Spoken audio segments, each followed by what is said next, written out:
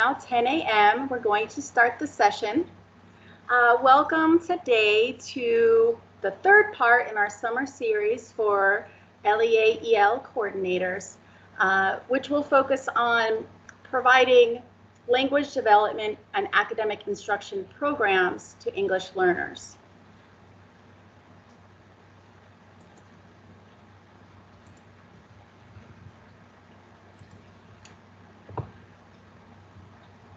My name is Jennifer Norton. I'm the manager for English Learner Supports, and I'm joined by my two colleagues today, Santiago Sanchez and Anika Harris. I'll pass to them to introduce themselves.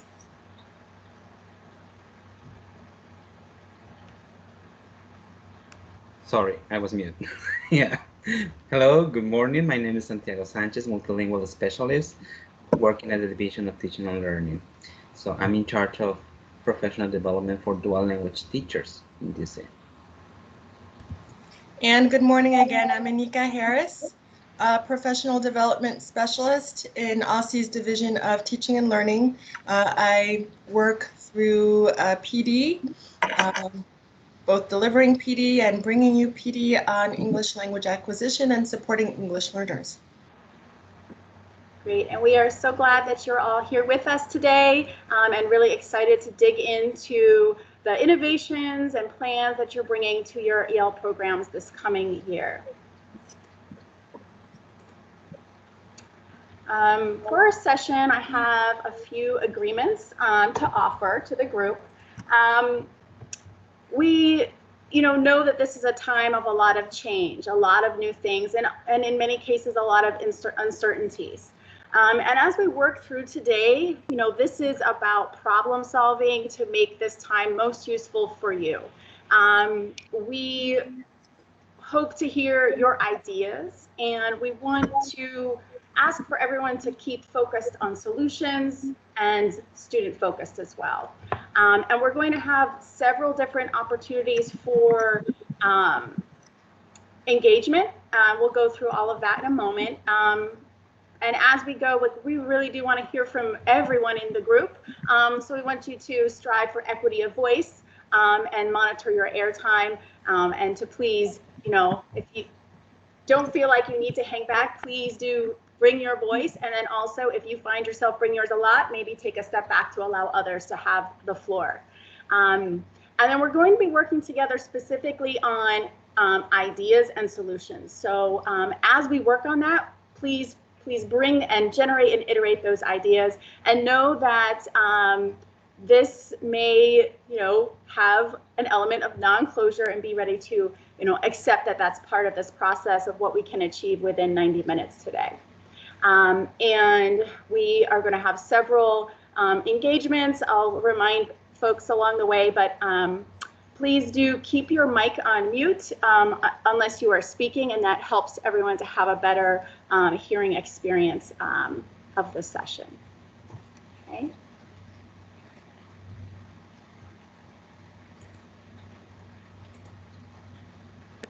Okay, so to warm up, I'm not sure if everyone has had a chance to use Teams before. That's the platform that we're in right now, and I want to orient you to some of the features that you'll be using along the way. So this button here is the video button, and it's optional if you want to have that on or off. It is helpful in breakout groups potentially to be able to see one another and make that connection.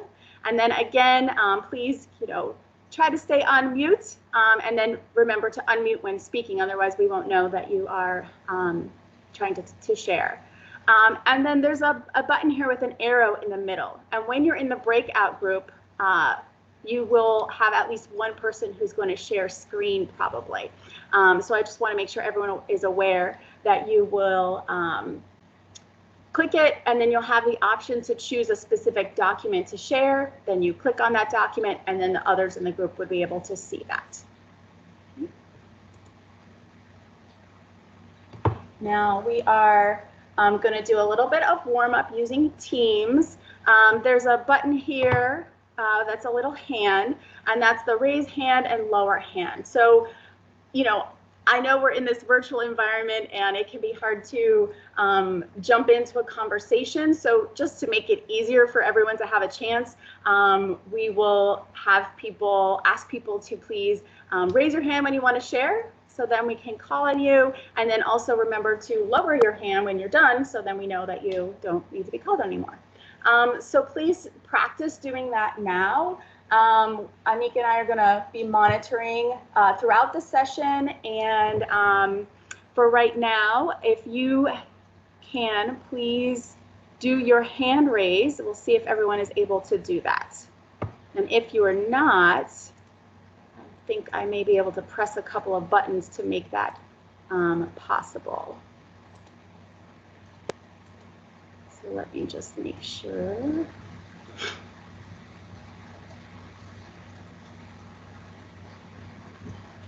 Okay, I see people raising their hands and then lowering them again. Dahlia, I saw your note, so I think we may be able to click make attendee. For some reason that wasn't there, and hopefully that will work. Okay. Okay. Uh-oh, don't see a hand. Okay, so I think Santiago and Anika and I are going to be helping you out with that. So Sarah, CQ, and Vesna, we can right-click and make you make an attendee, and I think that should work. And then if not, please do just unmute yourself and jump in when you want to share. Okay, if the hand raise is not working. Okay, but thanks everybody for trying that out with us.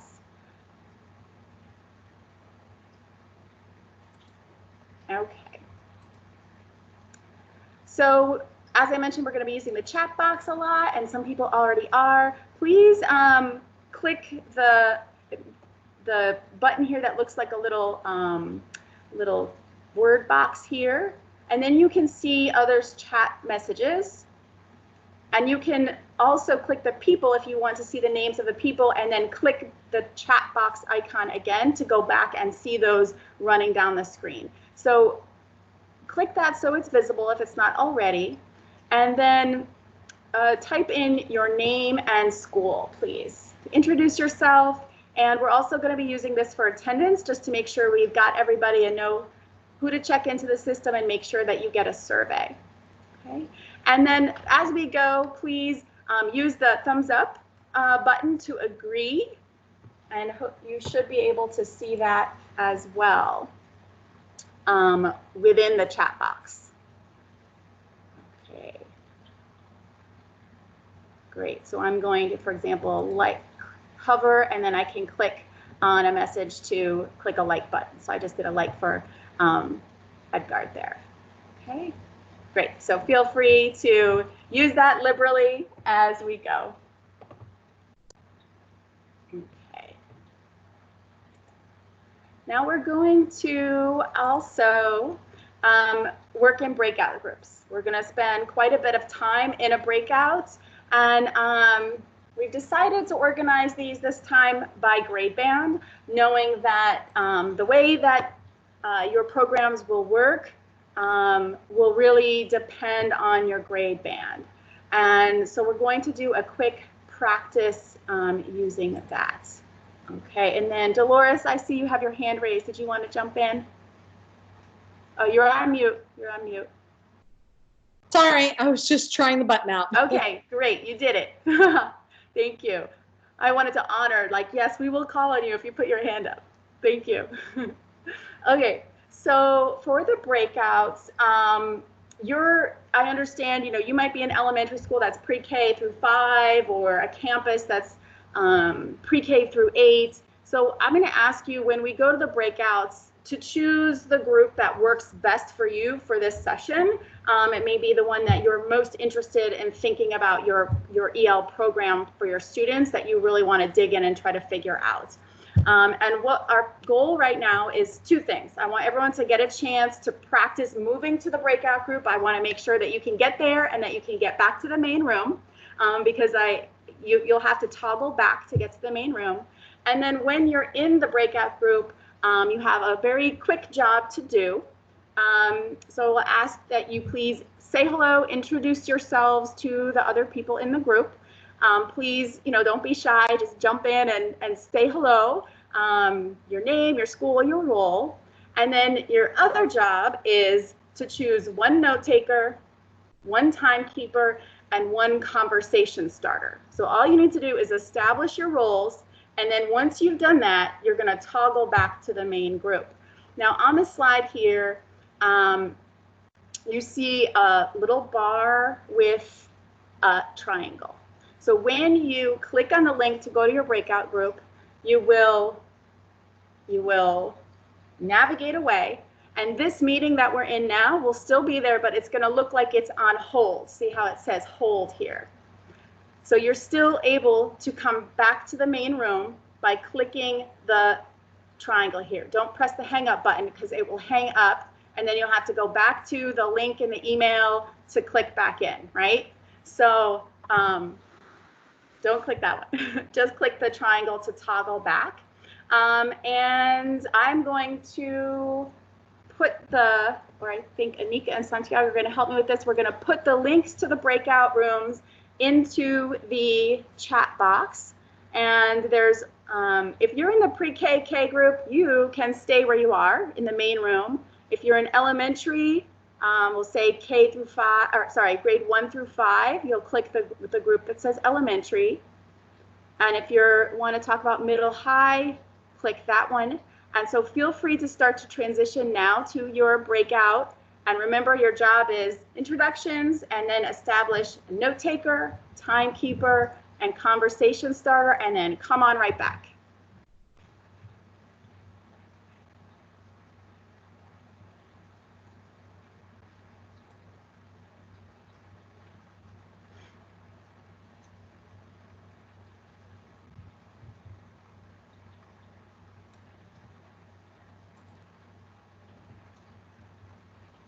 Okay, so for the group that's here, that's doing the pre-KK, Anika, Santiago, and I are going to let you take over and introduce yourself. So pretend we're not here and go ahead and feel free to start introductions.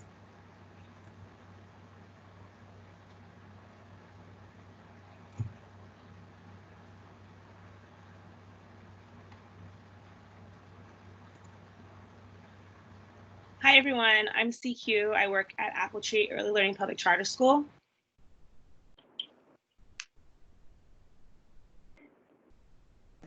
Hello, good morning. My name is Eugenia Reyes, and I work for Youthville Public Charter School with the adult ELF. Good morning, everyone. My name's Erin Bailey, and I'm at Inspired Teaching Demonstration School. Good morning, everyone. My name is Joanna Escobar, and I'm with Thompson Elementary School, part of DCPS. Good morning, everyone. I'm Kirsan Post, and I'm with Whittier Education Campus, also part of DCPS.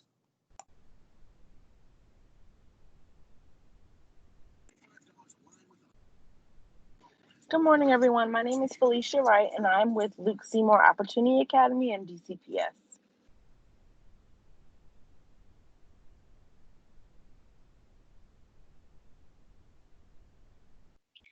Does anyone want to volunteer to be the note taker, timekeeper, and or conversation starter?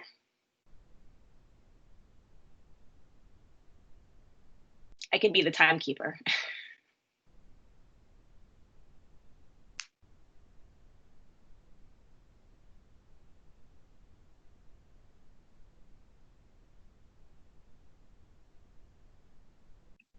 Are there prompts for the conversation starter?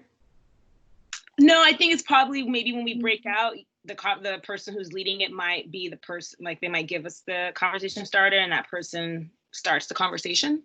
Okay, I'll do that. This is Erin. I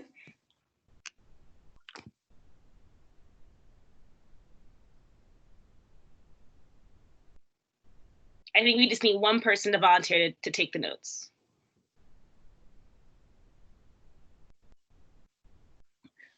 I can do the notes. My name is Angel, by the way. I'm from Next Step Public Charter School. I'd love to take the notes, but where do I do that? Like, They'll probably share a document once we probably break out into another group like we did before, and probably on that document you'll probably write the notes. okay, cool. I think. It's all guessing. Okay.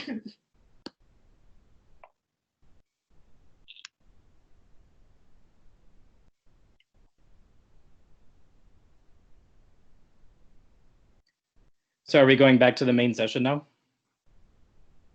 I think we are in the main section. I think people are going to come back to us. Gotcha. Okay.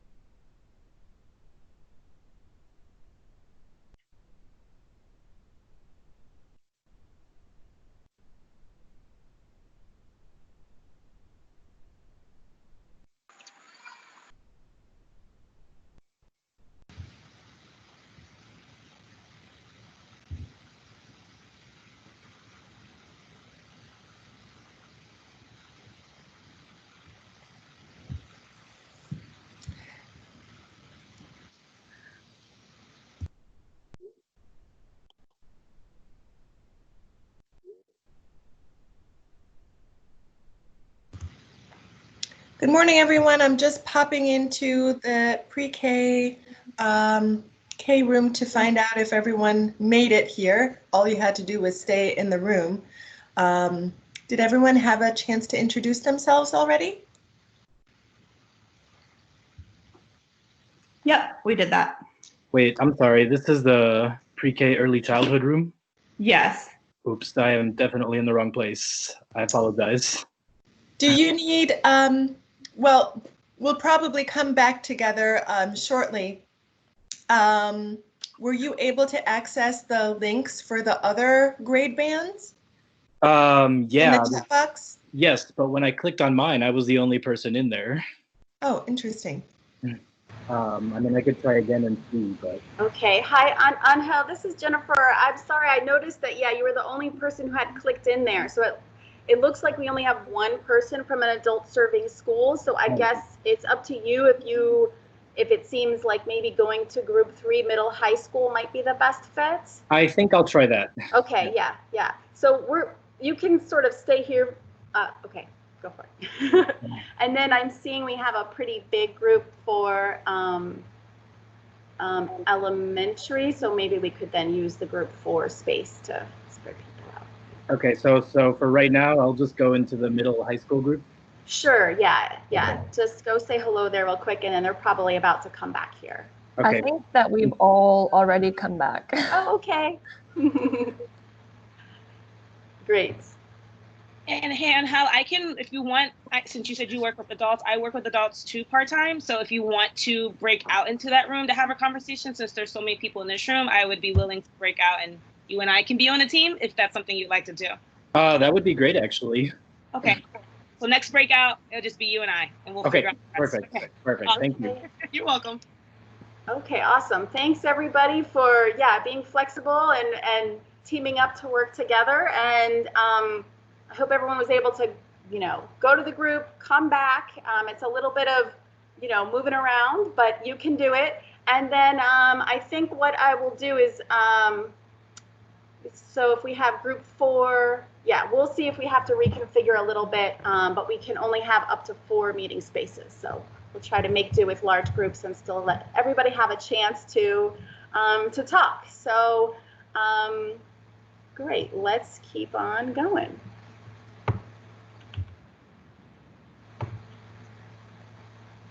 I think I need to reshare. Okay, hold on a second.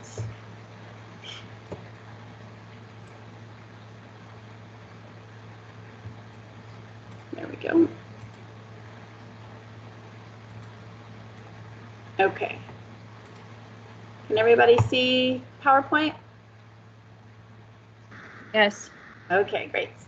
Okay, so I know you've already started to get to know each other. For our next warm-up, we're really going to try to dig into what this spring has looked like and what is it that you want to continue for the next for this coming year. Okay, so truly the spring held so many lessons learned, so many innovations that you all put into place and did your very best with, and I'm sure you were constantly reflecting on along the way about implications for the future. So we're going to ask to start to hear from you about your reflections on what worked really well.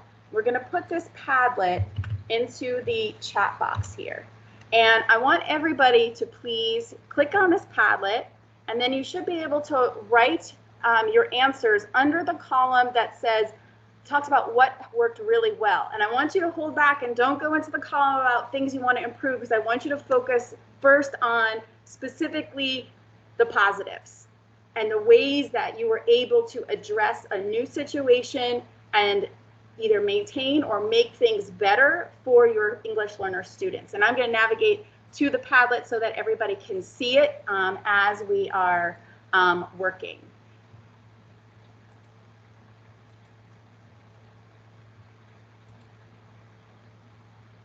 Okay, so I'm seeing some notes being added here. Take a minute and add in, and then also start to read what others have written.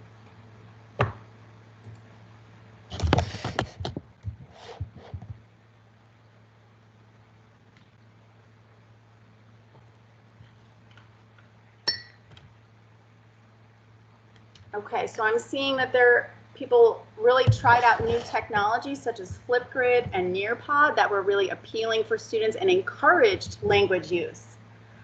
Lots of frequent communications. Spending more time with specific small groups depending on students' interest level of the session.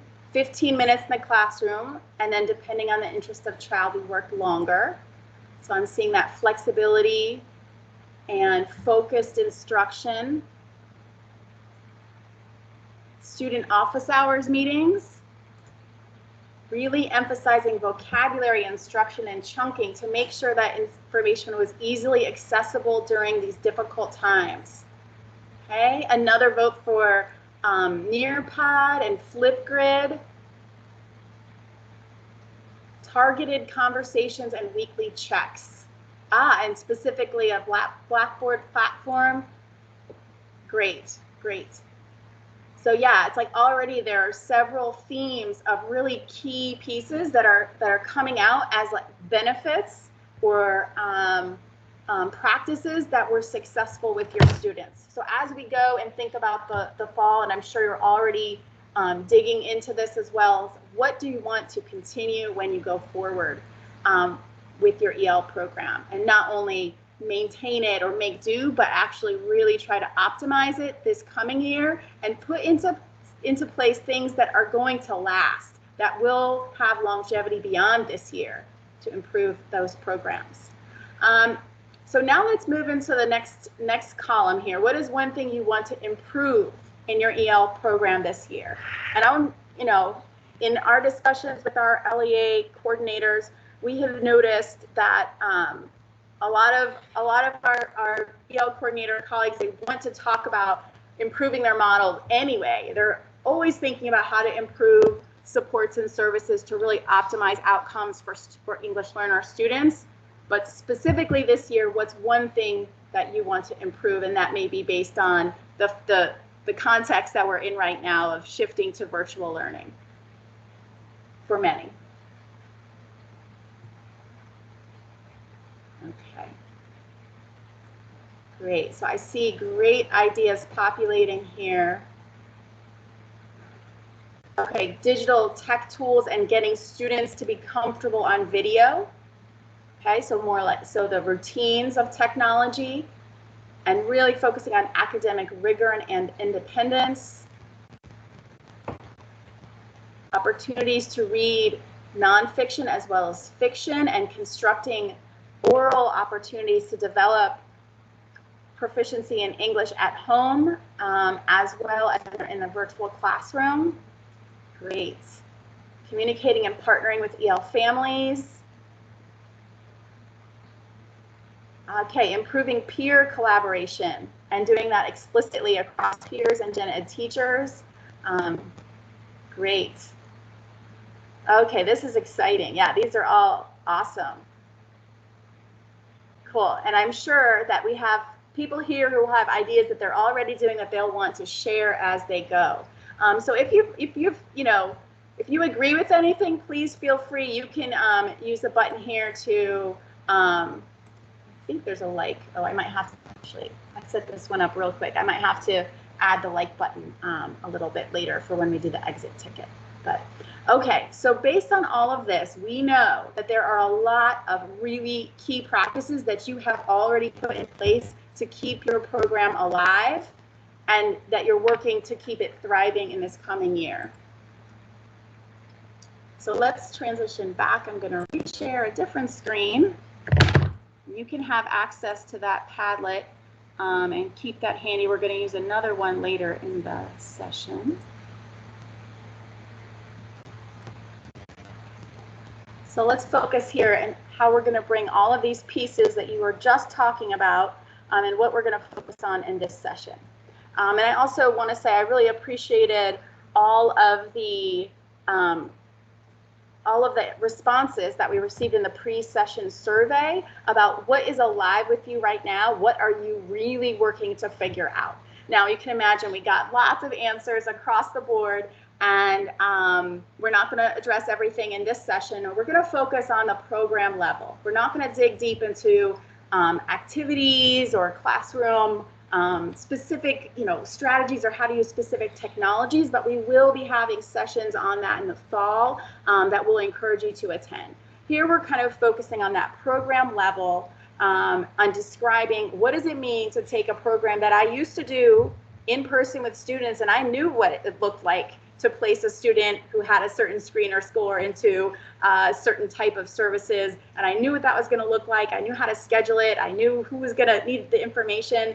How do I translate this now to a completely different environment where I don't have the same type of schedule potentially, or I don't have the same type of groupings or routines or resources? So we're going to focus on giving you the chance to discuss the implementation of your program model across these various scenarios. And then we've also included here to make sure that there's also discussion about students who are dually identified, so that those considerations can also be part of your planning.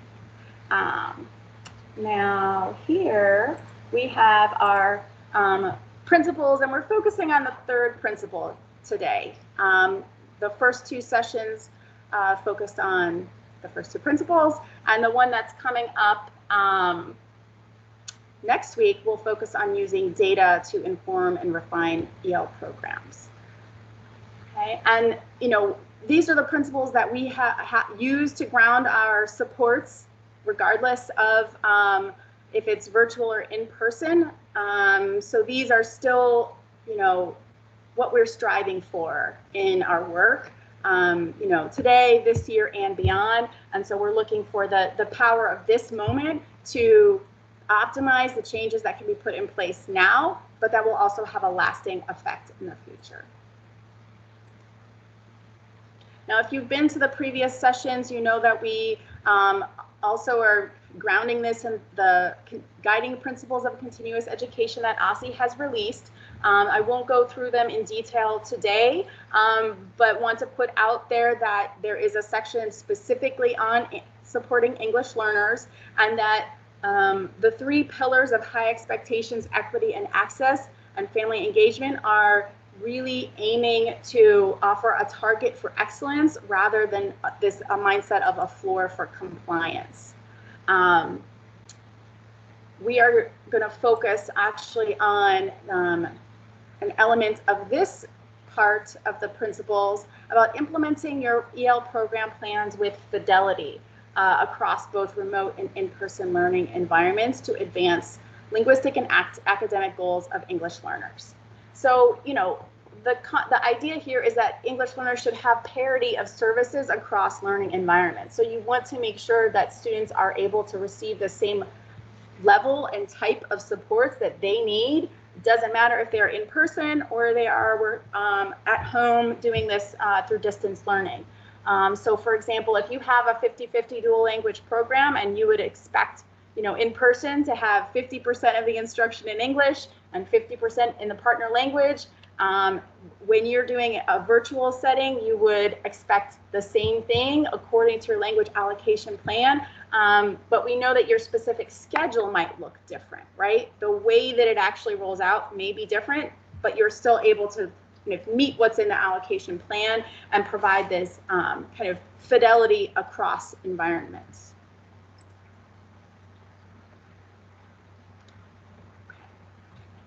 We also know that LEAs are working on finishing LEA plans for the school year. And so the discussions today are going to focus on these elements that you're working on and really trying to push for opportunities to improve programming for English learners.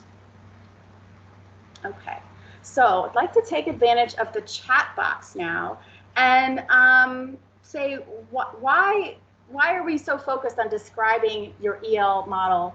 Why is this so important to us? So put in the chat box now what strikes you as why this is important.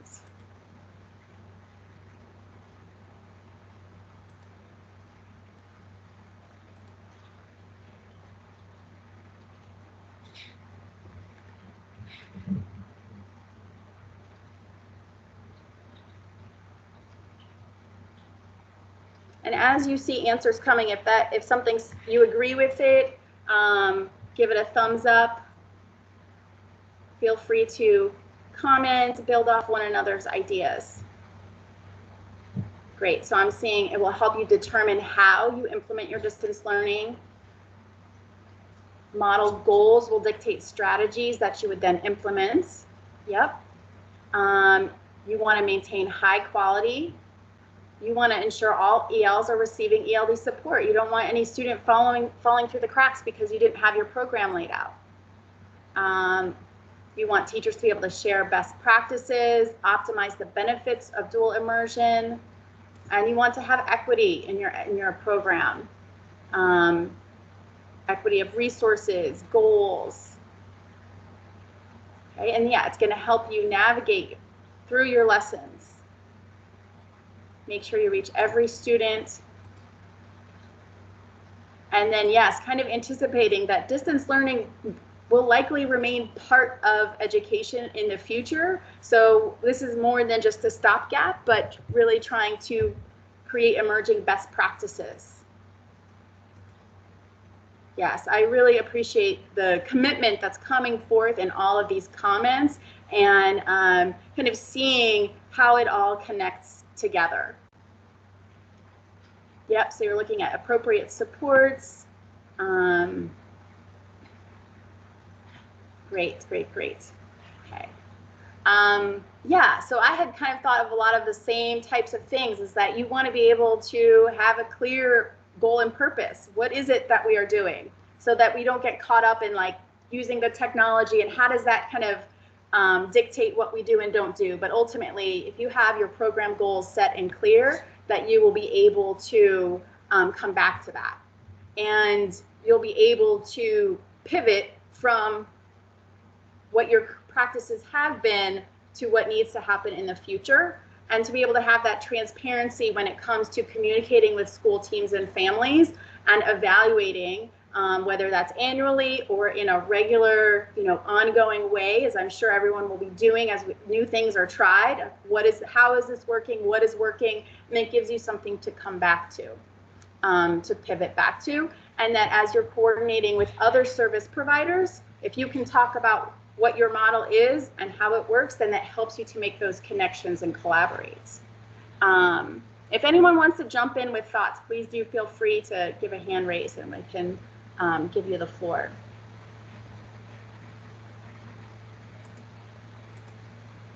Great. Okay, so we're gonna ground this conversation in the Castaneda test, which is the 3-pronged test for evaluating the appropriateness of an English learner program. And within English learner education, there really is a lot of flexibility for LEAs to determine their model. So that's part of the reason that there's no cookie cutter or recipe that is like, this is exactly how you do it, because you are going to determine your model based on a lot of different things, namely your students, and schools have different student populations.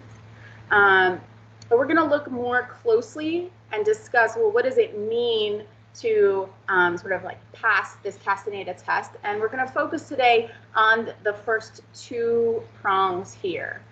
So LEAs, have the choice to choose an EL program, but the requirement is a program based on an educational theory recognized as sound by some experts in the field or considered a legitimate experimental strategy. Okay, so that is one key piece. And then the second question that we'll look at is, are the programs and practices reasonably calculated to implement this theory effectively? We won't focus on program evaluation today, but we will dig into a little bit of what does it mean to have the appropriate services to support that particular program.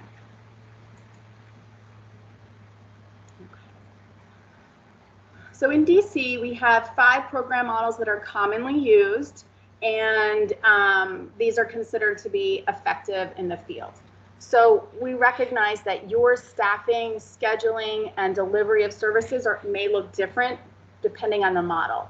For example, co-teaching is going to look a lot different potentially from a sheltered content program like SIOP. If you have regular co-teaching, your staffing is going to be a little bit different. And then you might have co-teaching in place because you have so many English learners that you're able to have an EL teacher in every classroom for all or most of the day, for example. So these are the things that we're not saying one program is better or worse than the other. These are all commonly used, and that's a decision that the LEA can make. So we did a survey, and we got 17 responses before the session. And so we have represented here various models. So you can see we have a wide range of supports, of program supports available for students. Okay. And so I have another chat box question for you, which is, what drives a school's decision on its EL program model and implementation plan? What is really going to let you know that a program is right for you? What's going to go into that? You can add your thoughts to the chat. What comes to mind? Why would a school have a particular model? And what's going to affect how your program actually looks?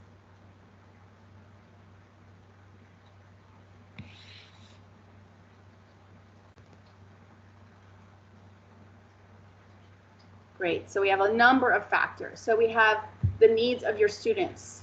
What are their proficiency levels? What are their goals? Are your students mostly newcomers? Are they level 4? Individually, what is each individual student going to need, and how are you going to map out a program to meet all of those needs? Could be the total number of English learners within a school. How many English learners are in a particular class? Yeah, I like this, what the school's overall model is, and the school's like focal area for values. I know there's different mottos or focal areas for different schools because we have such a great variety of offerings for students here. Staffing, being able to ensure staffing, okay? you want the staffing to meet the needs of the model. Yep. Yep, and then often there's this tension, right? You want this to be based on the needs of the students, but there are tensions in terms of staffing needs and so forth. So I think the more that you're able to articulate the students' needs, hopefully that can help support the decisions for the staff that are required. Great. Yeah, and I think you've pretty much covered a lot of the key aspects to how you figure out what the program needs to be for each of your students and as a school. And there's a lot about the students' language proficiency, because that's, you know, one of the key elements of the language program would be moving students' language proficiency forward so they can gain the proficiency and no longer need supports. And, you know, then there's all these other elements that are also part of who the students are as individuals and as parts of your overall school that make them, you know, so important as members of your school. Okay, and so when you think about all of these things and how you describe your program to make sure that all of this comes through and is visible in your plan, is going to strengthen your plan and your ability to implement it and keep that core across scenarios.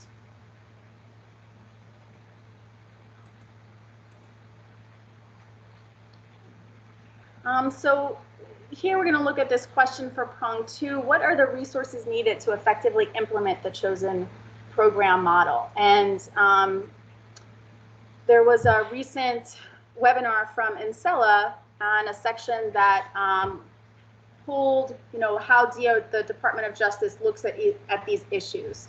And at very high level, timely identification and proper placement into EL programs, if services are adequate and appropriate, if curricula and materials are appropriate for English learners, and if teachers are qualified to deliver the EL program are the things that kind of make up this. Is it reasonably calculated to, is the program reasonably calculated to implement the theory? Are these different elements in place? So this is not getting into all of the nitty-gritty details of what it looks in practice, but at a very high level,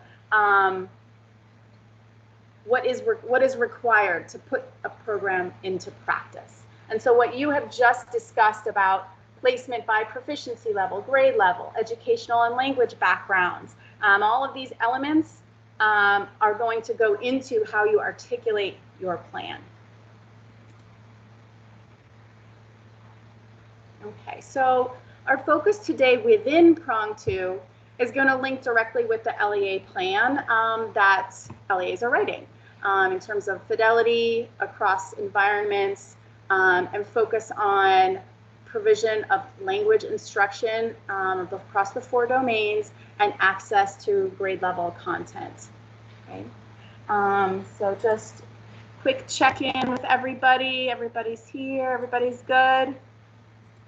Okay, we're gonna move into starting some workshopping so that you can get into those breakout groups soon. Okay, so we're going to really build and dig into strategies that you have already been using that have been effective across in-person and virtual, and why they have been effective, and really try to kind of make it more than just a short description and really build out what it looks like, why it was effective, and get a whole bunch of input from the group. And then we'll work to essentially bubble up the ideas that seem that they will have the most potential to work for you in your school. And we have decided, rather than organizing groups by program model, to look at grade band, and within there you can kind of think about how it would adapt for your program model within the grade band, but knowing that the developmentally how students at different ages we'll interact with technology, one to give you all the chance to work in groups by general grade band, okay? And ultimately, by the end of this, we want that you're in your groups looking at what is it going to take to put these ideas in place. And these are the ideas that seem like they have the most potential to work well at your school and the most potential to impact students. And you'll be working in your groups and you'll have your own chart paper to write on and flesh out your ideas. And then I want to also put out there that everything in the Padlet, the chat box, and in the chart paper that you'll be working on, we will be taking that and synthesizing it to share it back with you so that you have not only the materials that you're working with, you know, in the moment now, but something that is organized to reflect back and take away to support you in your next steps as you consider the plans that will work best for you. Okay, so we're going to actually work on this in a new Padlet sheet, and we're going to start to dig a little bit deeper.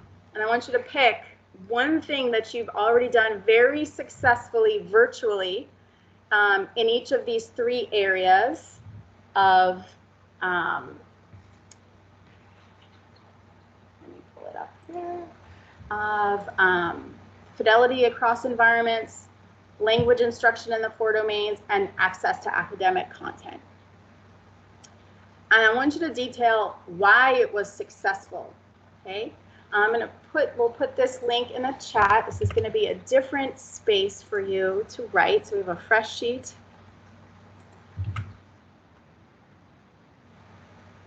Okay. And let me share my screen.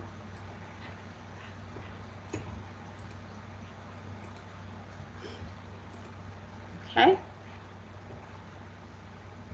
So really think and try to give details. So explain in detail what is it that was successful and why, so that other people can really understand what it was. And then, yeah, I'll give you a few minutes to do this silently. You can always go back and edit to give more detail if you need to as you reflect.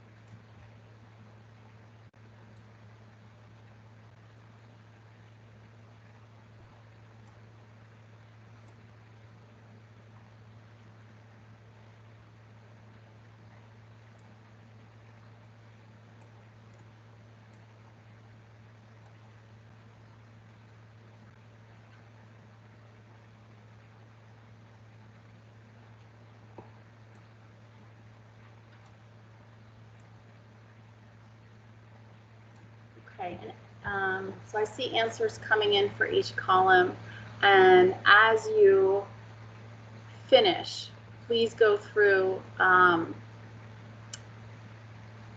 and read what the others have added. And you can give a like to things that you agree with, and then I want you to also think about using a sentence starter of "I wonder" to ask for more details, or "I agree because," and add on, so that we can see where there are connections and where there are these common practices that we know across LEAs have been working for English learners, and specifically why they have been effective for their particular goal.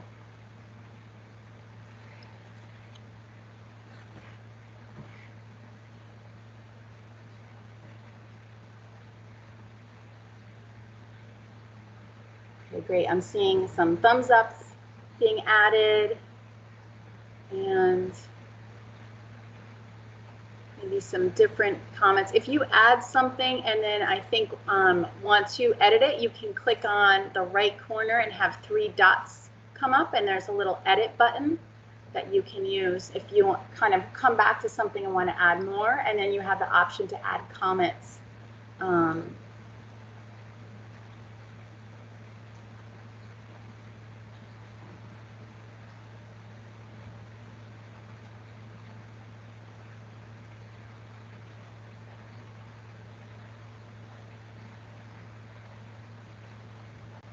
We'll give you a couple more minutes to review what others have written, because we're going to be asking clarifying questions in a moment.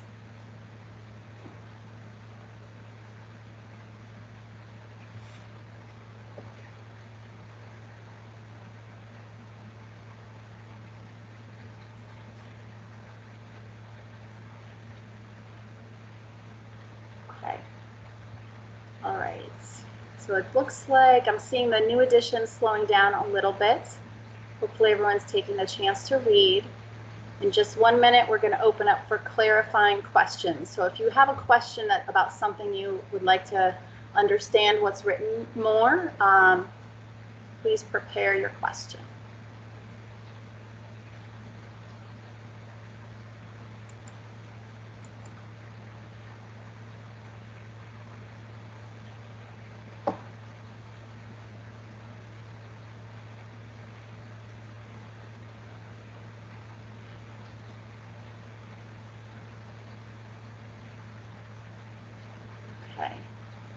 Okay, so let me look here, looking for any hand raises at this point. Would you like to add a clarifying question, something here that you would like to hear more about? Please give a hand raise and we'll ask you to come off of mute.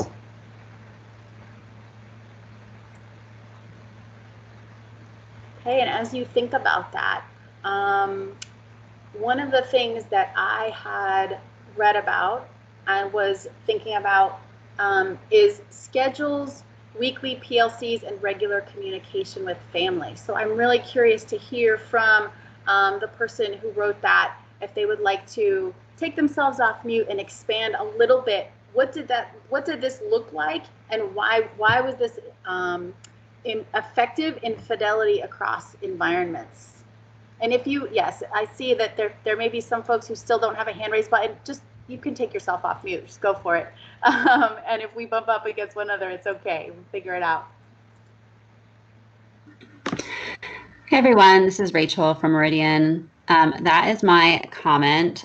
Honestly, I had a hard time figuring out the best way to answer that, because, it was definitely a struggle to figure out how we're going to make this virtual world function for everybody involved, for the teachers, for the families, for the kids especially. So very quickly we learned that we needed to have a much more fleshed out, like user-friendly schedule that would help students organize their days. So that was something that got pushed out by admin and team leads to make sure that there was an organized schedule, especially given that, certain households might be sharing devices. So really trying to figure out a schedule that met the needs of families. Continuing with weekly PLCs, having a lot of collaboration between the general ed teachers, interventionists, L teachers, special educators, everybody that worked with these students. And then a lot of communication with families. Every family received at least 2 contacts a week from teachers. I mean, definitely became overwhelming at times, but it was a great way to keep in touch with families and keep them abreast of anything that was new, seeing if there was any needs outside of academic needs that families might need support with. So, I don't know if that really falls under fidelity, but just making sure that the families still felt like they were connected to the school and that we were there to support them with, anything that they needed. If you don't mind, I'm adding some of these details here so everyone can see. Great. And does anyone else have, like, either to piggyback on that or a clarifying question about other comments? I do have one quick question. I was reading through some of the notes and they're all really amazing. So thanks to everyone for contributing to that.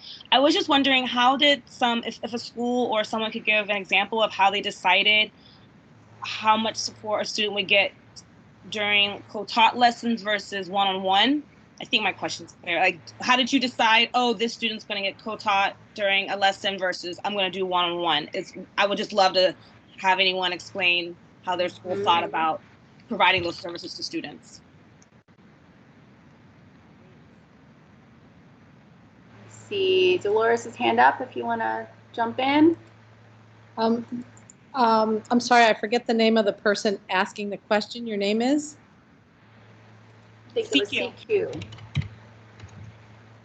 CQ, okay. One of the standards that I use, because we teach in a bilingual model at LAM, and there is a Spanish teacher who teaches all in Spanish, and I am the English teacher who teaches only in English. If I found that students were unable to construct sentences, and last year it was 1st through 3rd graders, this coming year I have 4th through 5th. If they weren't able to construct simple sentences, they had struggle reading, we did a research project. If they couldn't remember the steps for the research project, I did several things. One of them was I color-coded all the steps to the research project, and I showed them a model report that I put together. So I did prescribe standard language, because if you're new at acquiring a skilled language, I mean, not just for tourism, but like a professional language, you really need some prescribed sentences and phrases, and I put that in there. And I also just invited them into one-on-one sessions, or they could ask a friend to come with us and 2 of us would meet and work on it. So I could kind of gently guide them toward prescribed answers. Like when you start a country report, you say, I chose this country because blah, I mean, it is formulaic, but and I explained to the students, once you get the formula, you own it and then you change it. But get the formula, figure out how to do it, and then make it yours through your artistic changes. You can flip any of these little conventions I'm telling you about, but just learn how to crank one out first. And the color coding, the kids said the color coding helped. Like I had the introductory part of the introductory paragraph coded one color, and just things that they were going to do per paragraph were coded in a different way. Great, thank you for sharing that. Does anyone else have comments about this decision about one-to-one versus other types of time commitments and types of support? I do have one more question, sorry. I was wondering, and thank you so much for that response. And I was wondering, how do you all handle plagiarism? Especially with I know there was a gentleman on here that was working with older students. My college students were plagiarizing all over the place, and it was a struggle. And I gave them the suggestions of, this is how you do an introduction. Here's a formula. And it was, I said every day, do not cheat, do not plagiarize, and it still happens. So I'm just curious how you all managed that.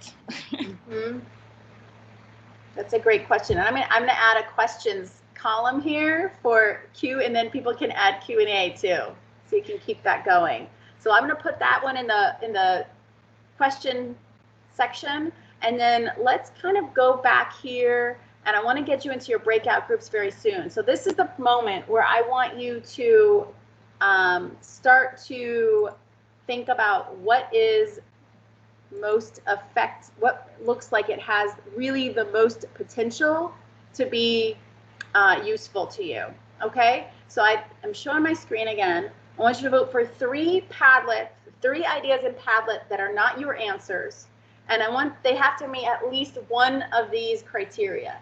If implemented, Does it have the most potential to have the biggest impact on your English learner students, or takes the biggest advantage of the opportunity of the virtual setting to improve services for English learners, or is like your own area where you know that you have, it just really needs that improvement? So you can do three different ideas, not your own, and we're going to see which ones are bubbling up as having the most votes, and then we will use that to break out into the groups.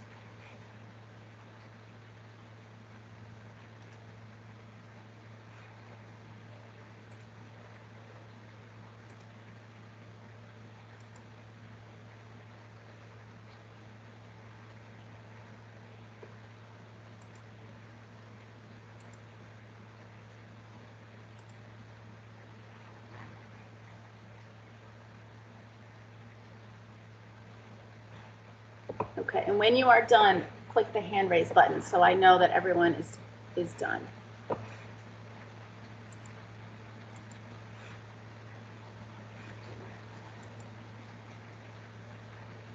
Okay, great. Thank you, Dolores. Thank you, Angel.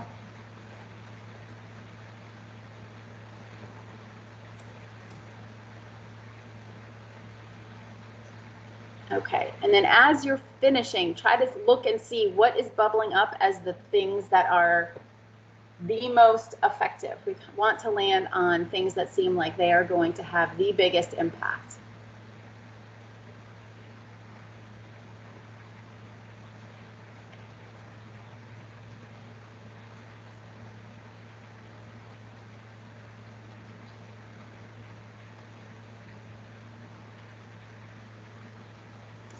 Okay, great. Looks like we have a few people who have raised their hand. They're finishing up.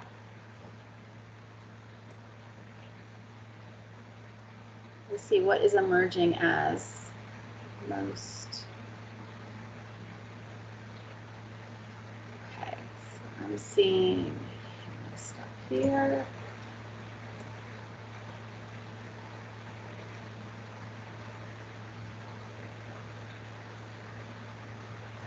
Okay, two good ones here, and the top. Okay.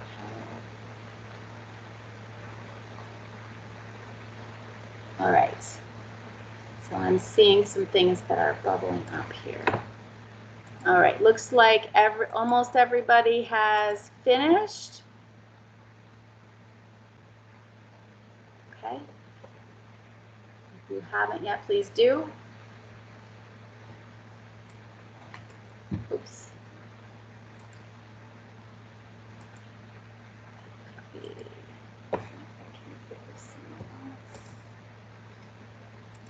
Okay.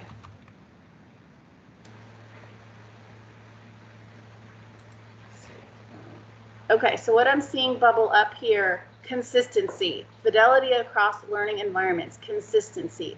At least within the classroom, teachers made sure that classes were varied but consistent enough to give students a sense of continuity. So this seems to be a key one. I'm gonna see if I can drag this to the top so we can see it up here. Okay, and in this column, for here, for focusing on speaking, and then we have another one, variety. This asynchronous versus synchronous was up. I'm going to bring this up here.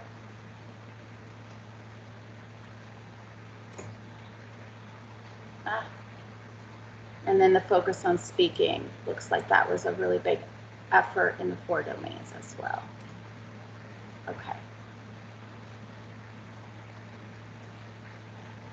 And anyone see anything else that's jumping out as we go? Okay, I see translations. That's really important, but I'm going to not choose that one since we're focusing on the model, not translations. Variety of platforms and to provide access is coming up. So there's a lot to scan. If I'm missing something that is a top rated and I'm not seeing it, let me know. I'm trying to pull these up to the top so we can all see. Okay.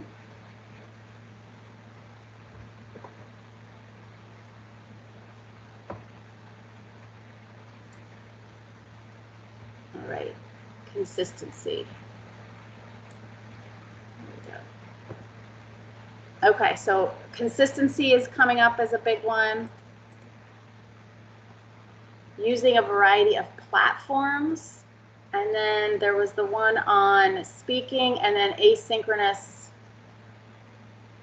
and synchronous mix, which now I cannot find it. I'm sorry. Okay, ensuring that students had their language goals. These are coming up to the top too. Okay, great, and I'm seeing Q&A happening as well. All right, so it looks like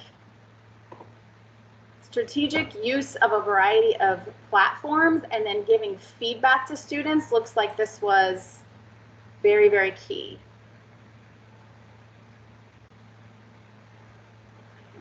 Right, accidentally okay. And then consistency. And I apologize, I don't know where the synchronous, asynchronous note went, but that was a very key one as well. Okay, so those are the 3 things. I'm going to make sure that you can still access this Padlet, but we're going to transition to take these 3 ideas that have come up as the ones that are seem to be the most effective or have the most potential to make a big impact. Okay, and we'll transition to have you start to work on that in your group. Okay.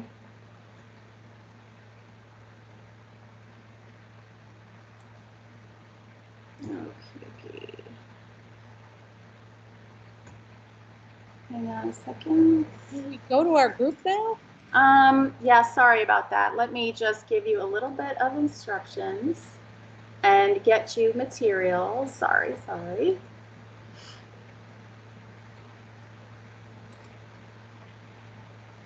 Okay, let me share this. Okay, so you're going to get a Google folder for your slides for your group. Okay, and I'm going to put, we're going to get this into the chat box and you will see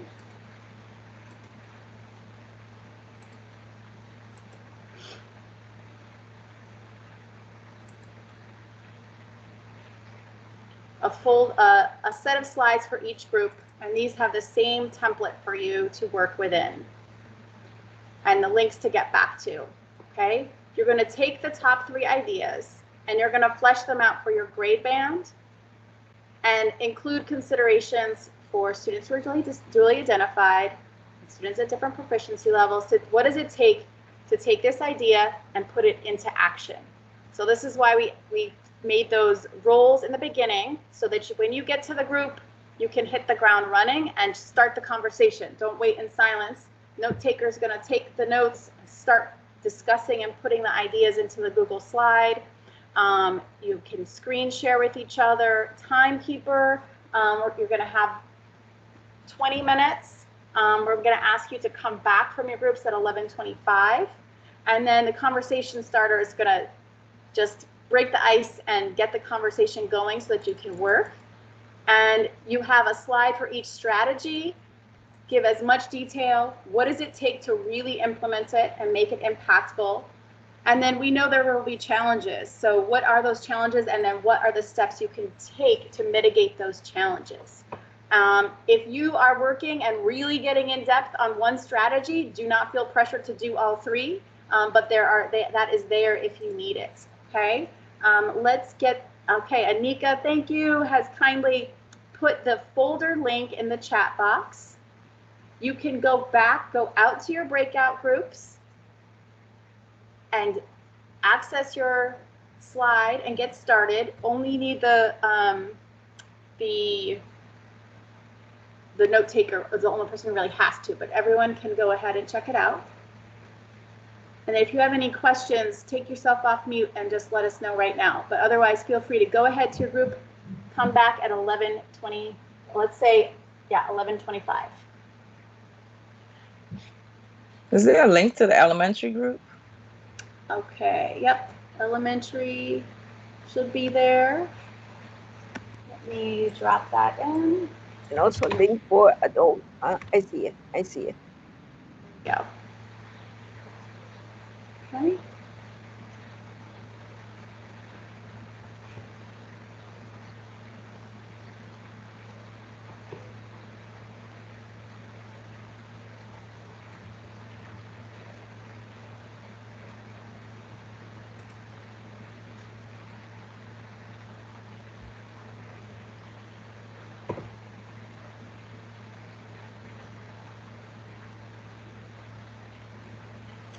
Is everyone who's in here pre-K and kinder?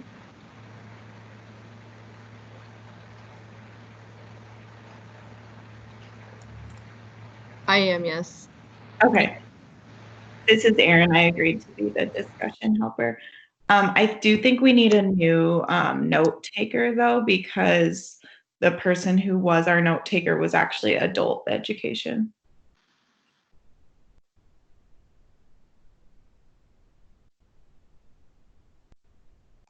I can be the note taker. Okay.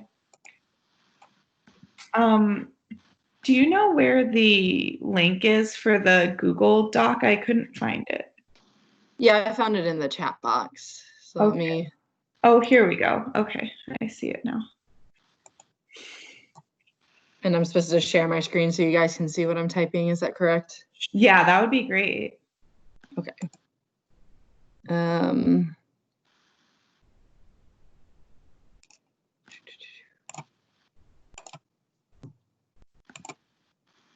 Okay, can you see it?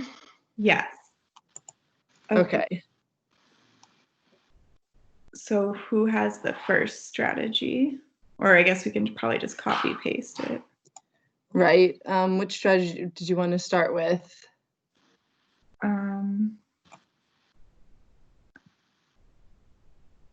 You have the variety of platforms, consistency. I can't remember what the other one was. We can start with consistency. Okay.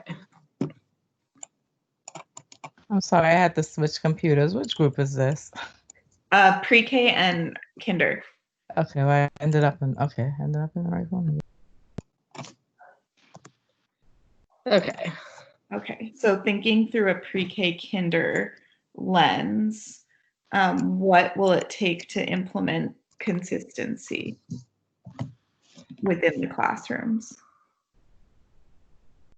I feel like it kind of depends on how many classes you have at your school.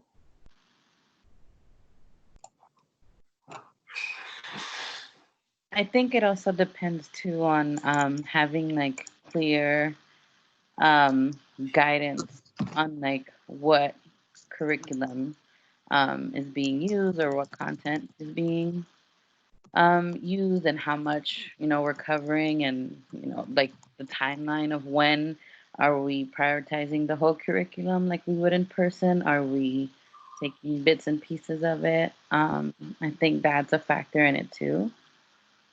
So maybe for implementation we can put like pacing guides. Yes, pacing and expectations, I think too, is what I was trying to say.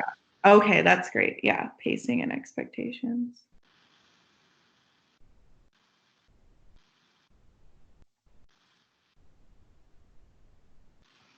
Okay. Anything else for that, or we can move on? So what are the potential challenges with the consistency? I think access, right? Because we can plan for all of this, but if our parents don't have tech access, they can't log our kids on. Right. So I think that that's first and foremost. Or even like if they have access to like school technology, they don't necessarily know how to either use it or use the platforms. So if we have to use Teams, I know that like that was just my parents were like, no, that's too complicated. Whereas Zoom, that was a bit easier, but even just like without clear step by step, picture by picture, and like one on one instruction of how to like use it, it can be intimidating and overwhelming. Yes, definitely. I encountered that for sure in the spring. With even when we got the families' laptops from the school, sometimes they didn't know the passwords or how to get into Google Classroom or Zoom. And I ended up, just FaceTiming them. But I feel like for this to work more long term, they have to be able to get into Google Classroom and Zoom and all those things. Like I just can't keep FaceTiming them forever, Yeah, no, and it's like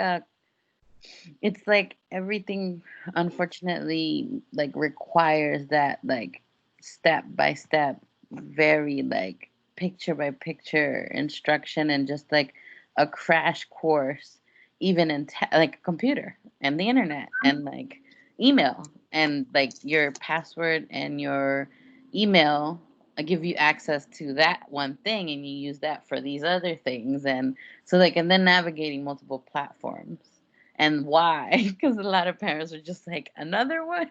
Yeah. Like what? Right. Yeah, I found a lot of my parents, like I spent the first month or so just calling parents, just trying to figure out how to get them online. And a lot of the parents, are barely even literate in their native language. And so then we were trying to ask them how to to get them logged in and like trying to even just to get them to download like the Microsoft Teams app onto a phone or a tablet if that's what they had.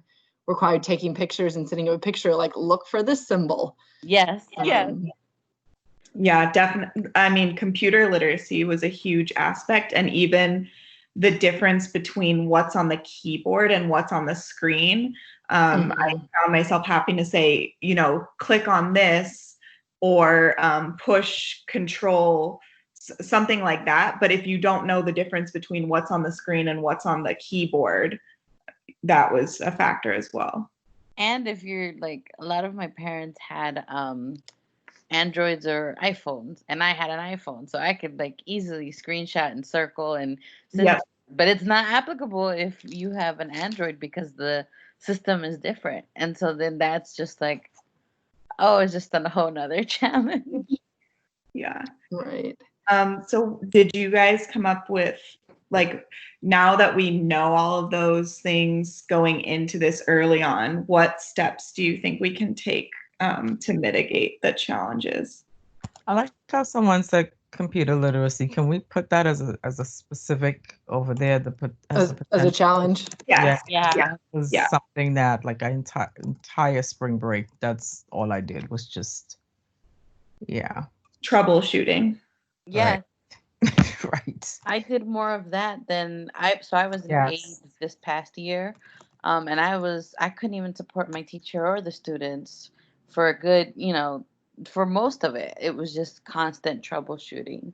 Yes. And I think they said they're going to have tech support for families, but they really need to make sure that they're well versed so they can speak other languages or something. So I work with, and I'm mostly SPED, but I have kids who are SPED and ELL, and so it was just really challenging. And I'm just thinking moving forward with the virtual and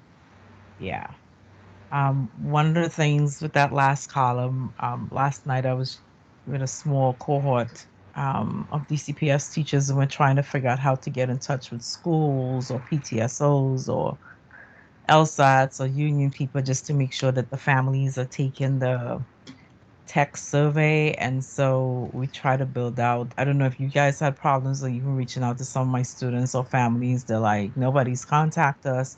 But the survey is like, if they don't specifically fill out each area to say like, I have this many kids in my household, they will not get the tech or some of the tech that they got. It just wasn't working. And I had to figure out how to call our Octo person. So just moving forward, like I mean, it's part of a challenge just to make sure that all families get technology in their hands, and for each child in their household, and then the support to the family that's going to come from DCPS. I mean, we try to do we're looking at a YouTube that one of the people said they're going to do to see if we can put it on, do a YouTube to the families, and someone is going to translate it in Spanish, and even with that, to let the families know that the languages are there, just to navigate that. I'm calling it a survey, whatever form they sent the families, just for them to navigate the form. Yep. It's enough. Like that needs to be something that alone is just driving me nuts right now. Can you put for the steps the YouTube tutorials in various language? I feel like that would be really great. Even just a very simple, here's how you open Google Classroom, and have it in probably Spanish and Amharic would be the top two, would be really great. Because even if they don't know how to use their laptop, they can watch the YouTube video on their phone or something. You know, that I feel like that would be helpful. Yeah. And I think for me personally, like having experienced and done so much of the technical support, I've just kind of accepted that unfortunately that's just going to be a huge part of the beginning of the year. And so like part of supporting families and students is just, it's just breaking each thing that you think you won't need to break down or have like step-by-step visual instructions for, just already like making those lists of things, because I don't think in theory that DCPS is even thinking on that like specific level that like parents do need. Sorry, they're supposed to, and that's why they said they were going to have, supposedly have parent universities. Again, it's just key that they have people who speak the languages or who can translate it, so that and that's also key that they offer multiple opportunities, because I find a lot of times, they have like, this is the time the session is, but what if the parent can't go? And then they're like, well, now I can't figure out how to do this. So in one way, the tutorials could be really good in that they could be asynchronous and people could log in when they had a chance. And they could be on YouTube, so it's more easily accessible than say Teams. Right, or a link or something that links out that shows them a video step by step, and with the captions and the language, that would be actually good too, where they can just click the link. Yeah. That's like a good back to school night. Welcome back. This is like the week before we start some kind of parent training. I don't know. You could just hope that they like do it, but based on how spring went, I feel like it's just left to us to kind of figure that out. And I think about the new families that's coming in also. Like, oh my goodness, where do they like? They don't already have kids in the system. Yeah, just want to throw in the new 3-year-olds. Oh my goodness. Yeah, I mean, the new orientation for families and something like it needs to be like upfront, just key things that would just hit the key things with new families. Yes. Especially the little people. These are the important things you need to know. These are the must-knows. Yeah, and a lot of visuals, and again, links to just showing them the videos and having the support up front. Yeah, and multiple languages.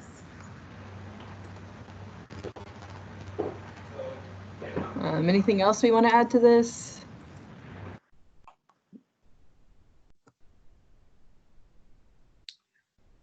I think just one thing that everyone mentioned is we now have a better insight into what these families need based on the spring. And I know, like, for myself personally, if I planned a 30-minute lesson, now I know I need to actually start the Zoom, like have it be open for 40 minutes, give a 10-minute buffer to help kids like troubleshooting their technology before the lesson starts. So just time. Yeah. Yeah. And the second column, I mean, I don't know how, if you guys had like a set schedule set up by your school, or, but just looking forward into how DCPS is kind of proposing these schedule. I think scheduling, as far as what it would take to implement, just really having, like, you know, administrators really include the support specialists as part of the scheduling, or however this is going to work. That's just was another headache. There we go. From EL teachers, support staff, or I'm just input, not input. There we go. That's why that doesn't look right. Okay, so scheduling with input from EL teachers.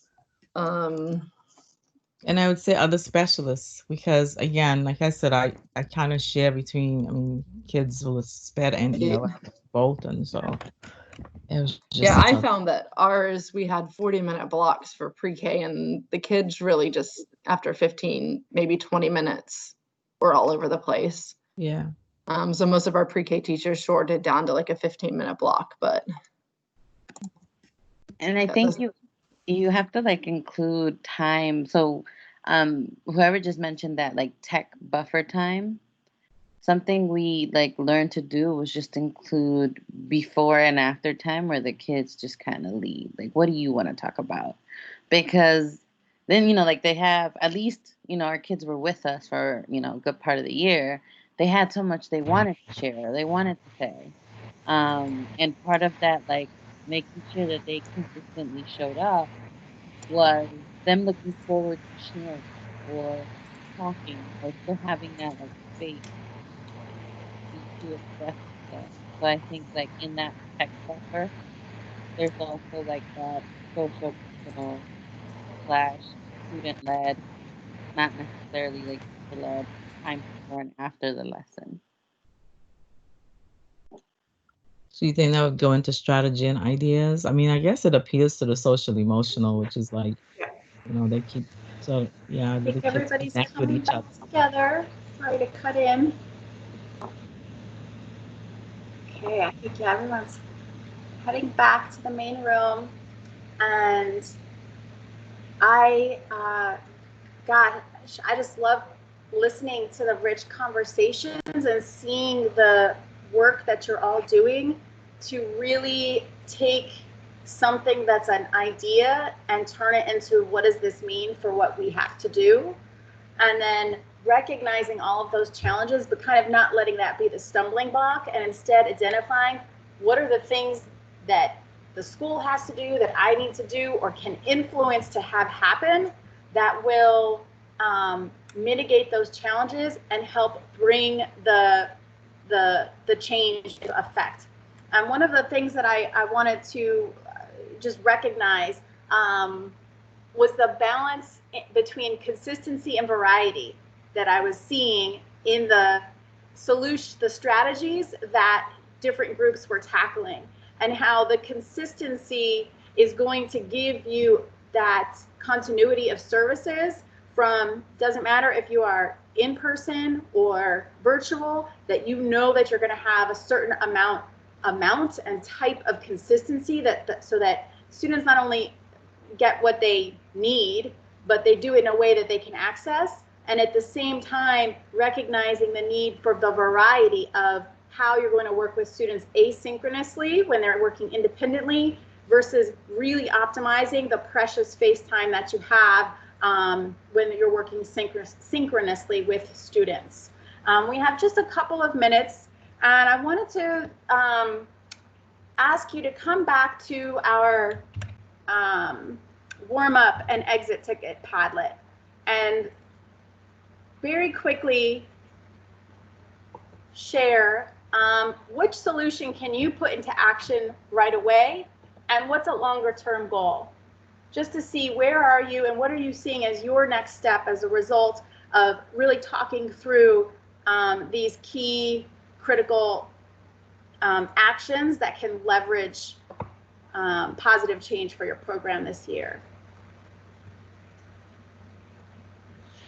So please take a moment to do that. as you're doing that, I won't be coming back to the PowerPoint.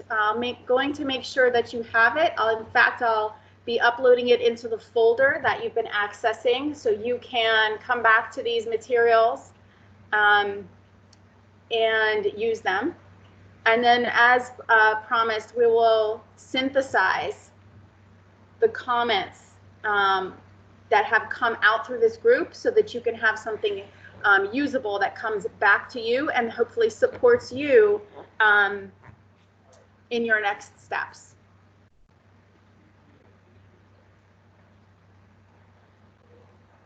Okay, so I'm seeing the connections with parents and creating schedules, consistency of schedules and rosters that maximize EL support. Awesome. Presentations, planning for students to have presentations to optimize oral speaking time.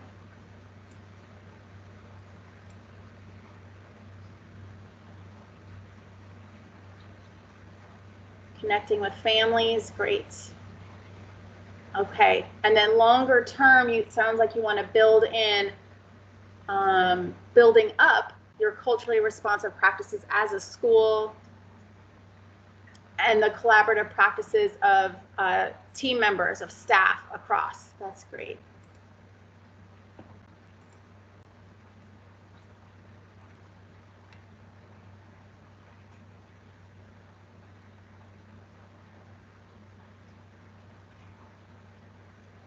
Okay, great.